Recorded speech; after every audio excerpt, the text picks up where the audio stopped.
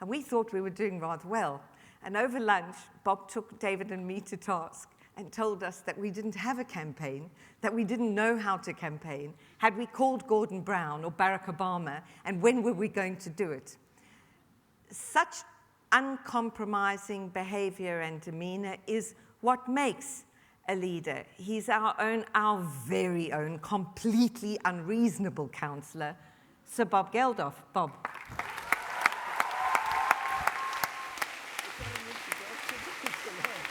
Thank you. Archbishop Emeritus.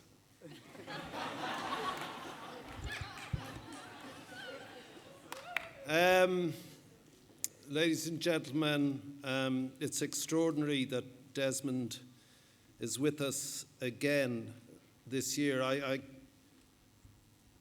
fail to think what this remarkable event will be like when this great man of history isn't with us. But I think that whatever happens in the future, his presiding genius of optimism, belief in youth, and belief in human beings will be the abiding, motivating spirit of this extraordinary gathering every year.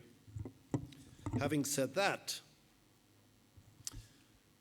we meet at a time of an almost perfect storm of social challenges. I don't think, even within the scope of the last tyrannical, murderous century that my generation lived through, that the potential for destruction and great evil has ever been more palpable. I don't believe it's possible to wake in the morning these days and not feel a sense of existential fear that one misplaced spark and something truly unimaginable will happen. And David and Kate and the Crown Prince have talked about the positive things that come out of recent horrors. But we need to walk very carefully. If this is the dream of the world tonight here in this room, then I'll quote my fellow Irishman, a poet, great poet, W.B. Yeats, who said, "I've spread my dreams beneath your feet. Tread softly, for you tread on my dreams." But those dreams are in great and clear and present danger of becoming a nightmare reality. We can talk of nuclear proliferation. We can talk of aberrant human behavior, as we see in terrorism, not unfortunately just in Norway, but throughout the world. We can talk in fundamental shifts, economic shifts, which sees great power suddenly ebb to new regions of the world, and the dislocations that causes. We can see the great hope of the uprisings of young people in the Arab world, and the fear that it may lead to even greater distress. And as we stand and sit here tonight, one of the countries that didn't pass us by was the flag of Somalia, which is dying on our screens right now, should we turn them on. And it remains to me a sickening human aberration that we should live in a world of such surplus that anyone, any man or woman, never mind some little scrap of humanity, that anyone should die of want in this world of surplus. And yet tonight, 12 million human beings, 12 million, are in great danger of dying in the full glare of our iPads, our laptops, our televisions. So every generation, unfortunately, as it ages, is doomed to measure its successes by its failures. We all fail, you will fail. The world limps on. It constantly needs to negotiate with itself. The world has passed its regenerative capacity to give us energy. We are now digging into the very bones of the earth, the rock itself, to try and give us a little more gas, a little more fuel, so that you guys can be warm for 5 years, 10 years. So this is where you meet. All the achievements we've seen that you realized in the last 12 months are singular of events of extraordinariness. But that's because we are extraordinary. We are a sensational creature. We are a miraculous species. But given the sensation and the miracle, what do we do with it? We gobble the world up. We ruin the seas. We poison the air. We break open the core of the planet for another 5 years of heat. This is not sustainable.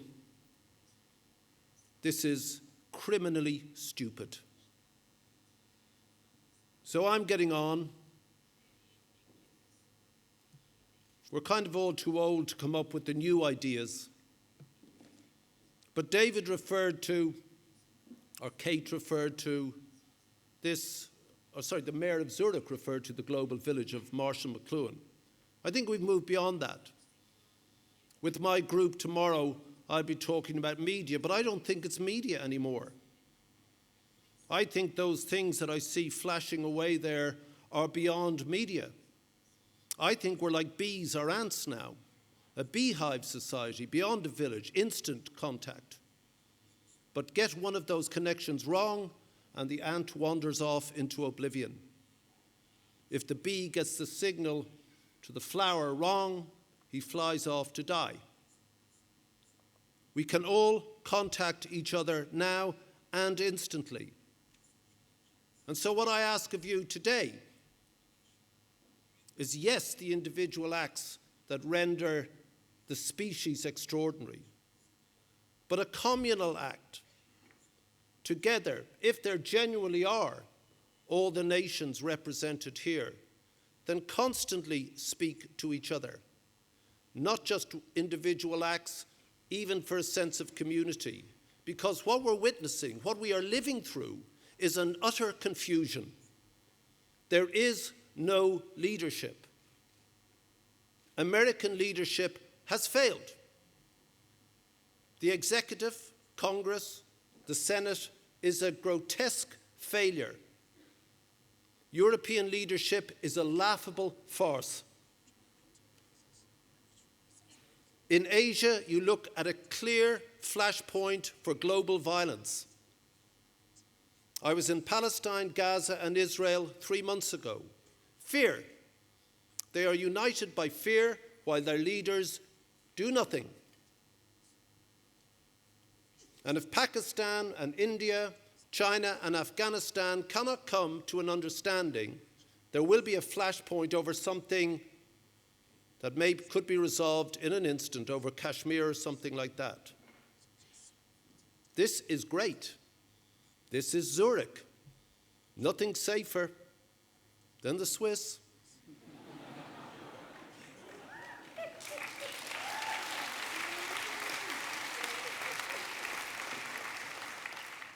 But Switzerland is not the escape hatch for planet Earth. You're the pilots now, guys. You're not young. One young world is a misnomer. You're past being kids. You're the grown-up people who think. And if we are miraculous, if we are exceptional, it's because of this. Desmond and I are old friends. We were talking about the phenomenon of aging. I don't think that I'm 19 or that I'm 30 or I'm 50. He doesn't think he's 79 or he's 40 or 20. You just are.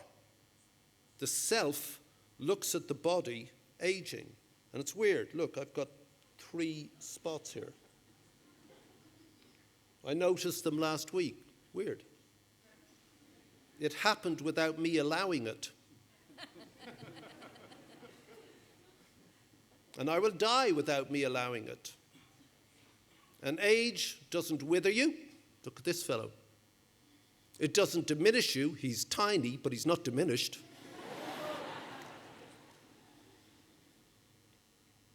This stuff that we communicate with is beyond media. It's another intelligence. It's a sort of synaptic, communicative brain. And our generation does not understand it. Our politics does not understand that any one of you can form a political lobby for change now. I don't like this, who agrees? And that becomes a powerful tool of change. We are mired in an old politics that can only recognize the nation state, where the nation state has never existed, like Afghanistan or Somalia. We don't know how to deal with it. And yet, the existential problems I talked about are global. Formal power still resides with the nation state at the precise moment that the nation state is incapable of dealing with the issues it encounters. The 21st century, if it demands anything, demands consensus, cooperation, and compromise. Here we have consensus. Here we have cooperation. What we need now is to get the compromises needed that enable us to act together, and that requires more than the singular act of exceptional worth. This requires the delegates here, clever, smart, intuitive, political thinking human beings going back to their countries and remaining in contact and creating through this other communicative narrative that we have developed real political difference. This thing you have in your back pocket has created an economy that has bankrupted us all. Me and my friends had to beg Germany and France, the 2 greatest economic powers of the European Union, which is still the wealthiest continent on the planet, begged them to give more money than the people of Britain gave without thinking, the individuals of Britain. You can talk about economic crisis, but the money needed to keep people alive in Somalia, nothing. The generosity of people is present. The leadership to gather that into a hopeful future is absent. So you are the thinking present, not the future. Spare me the young stuff. The commercial class has failed. The political class has failed. The fourth estate, the media, has utterly failed. The churches have nothing to say that recognizes anything. Desmond, you're not a corporatist. You talk of God, he's above the church.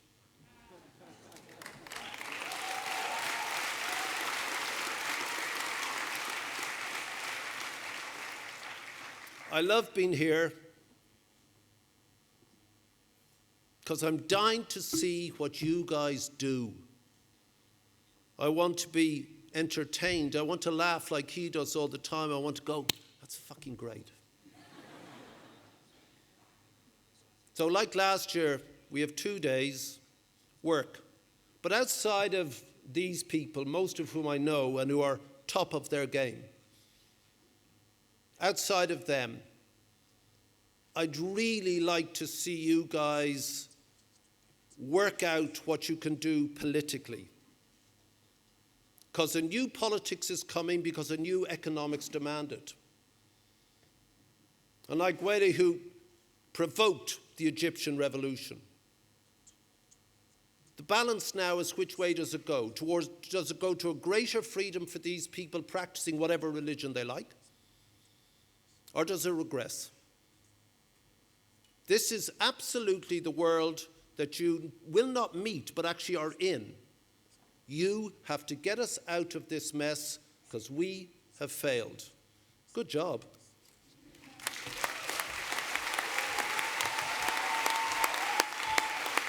Put your hands together for Bob Geldof.